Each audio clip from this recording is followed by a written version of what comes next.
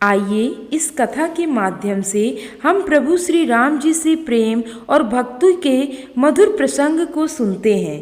मित्रों, बहुत आनंदमय प्रसंग है जब माता जानकी जी के साथ प्रभु 14 वर्ष के लिए वनवास को पधार रहे थे।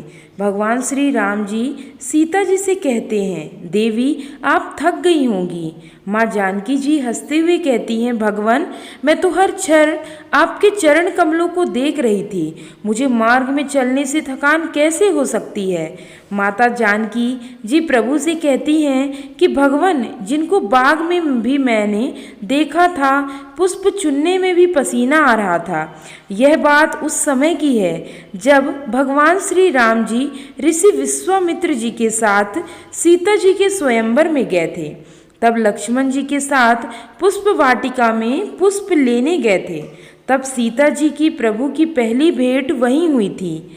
माँ सीता जी कह रही हैं कि मुझे यही चिंता लगी थी कि इतने कोमल चरण धरती पर कैसे चलते होंगे। ये संसार की यात्रा का नियम है। यदि चलते हुए थकान से दूर रहना चाहते हो तो प्रभु चरण का चिंतन करते चलो। भक्ति का यही नियम है। साधु जिसका नाम जप कुटिया में बैठकर करता है, उसके चरणों का भी दर्शन करता है, उनकी लीलाओं का भी दर्शन करता है।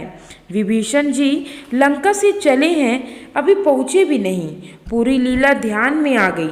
जिन चरणों ने जनकपुर को दिव्य बनाया, जिन चरणों ने दंड कवन को पावन किया, जिन चरणों की पादुकाएं श्री भरत जी सेवा कर रही हैं, उनका दर्शन करूंगा, ऐसा विचार रास्ते में ही आ रहे हैं।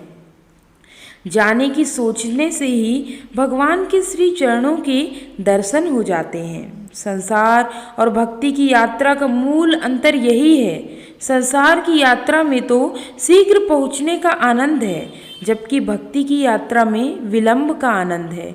जितनी देर से पहुंचना उतना ही आनंद है। मैंने तो संतों के श्रीमुख से सुना है, एक भक्त प्रभु के दर्शन करके लौटा, लेकिन थोड़ी देर में पुनः प्रभु की ओर चलने लगा। किसी ने पूछा, भाई तुम तो पहुंचकर भी लौट आए, अब क्यों जा रहे हो?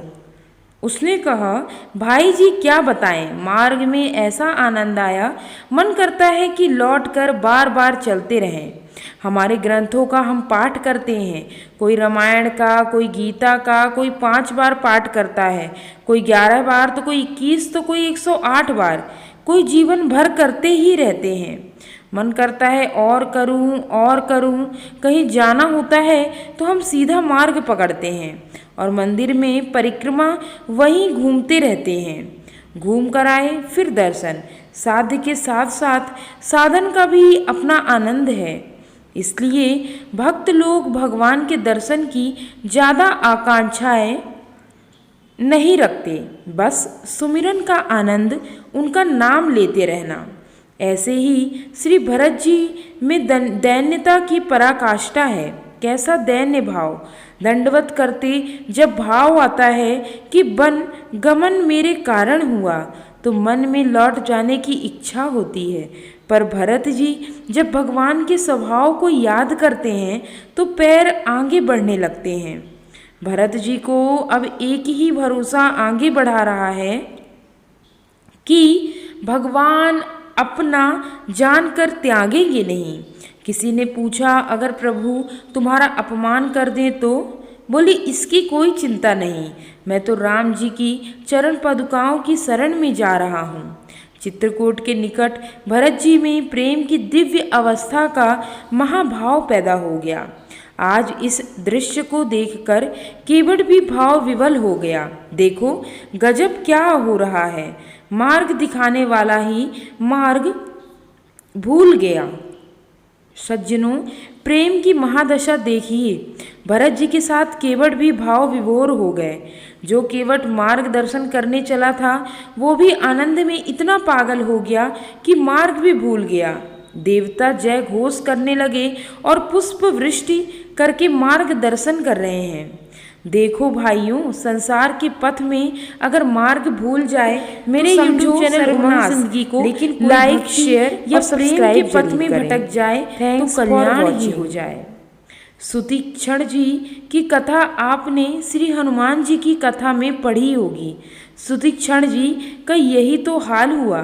सुतीक्षण जी प्रभु से मिलने चले, लेकिन मार्ग में विचार करने लगे कि मैंने तो कोई भजन पाठ किया नहीं, मुझे तो कुछ मालूम नहीं, क्या मेरे जैसे मूर्ख पर भी प्रभु दया करेंगे। सुतीक्षण जी ने जब अपनी ओर देखा तो एक ही बात उनके ध्यान में आई, मैंने कोई भक्ति नहीं की, ना मेरे अंदर कोई विरक्ति है, ना कोई ज्ञान, मेरे अंदर तो कोई गुण नहीं। लेकिन अचानक प्रभु के स्वभाव की याद आ गई। वे सब कुछ भूलकर मार्ग में बैठ गए। इधर भगवान प्रतीक्षा कर रहे हैं कि सुतीक्षण जी आ रहे हैं, लेकिन बहुत देर हो गई। प्रभु ने लक्ष्मण से कहा, लखन, सुतीक्षण जी मिलने आ रहे थे पर आए ही नहीं। भगवान समझ गए कि लगता है भक्त रास्ता भूल गया, इसलिए जब भूल ही गया तो मुझे ही चलना पड़ेगा, मैं ही खोजूंगा। मैं सत्य कहता हूँ, भगवान को खोजने मत जाना। कहाँ खोजोगे भगवान को, हमको तो कोई अता पता है नहीं। भगवान की बैठकर प्रतीक्षा करो, वो ही खोजते खोजते आपके द्वार पर आकर खड़े हो जाएंगे। सबरी कुटिया के बाहर भगवान को खोजने नहीं गई, सबरी की कुटिया को खोजते खोजते भगवान ही स्वयं आ गए। देखो ना, इधर सुतीक्षण जी प्रभु के ध्यान में लीन हैं। बार बार भगवान जगा रहे हैं, मुनि जागो, मुनि जागो। सुतीक्षण जी ध्यान में डूबे हैं। इसका अर्थ है प्रेम के वन में अगर कोई मार्ग भूल जाए तो खोजने के लिए फिर भगवान को ही आना पड़ता है। इसलिए सज्जनों, भगवान को ढूंढो मत, भगवान के नाम और स्मरण में डूब जाओ, भगवान स्वयं आप तक पहुंच जाएंगे। दोस्तों, मेरे द्वारा यह प्रभु श्री राम जी की प्रेम और भक्ति की कथा आपको पसंद आई हो तो मेरे YouTube चैनल को लाइक, शेयर और सब्सक्राइब जरूर करें। Thanks for watching.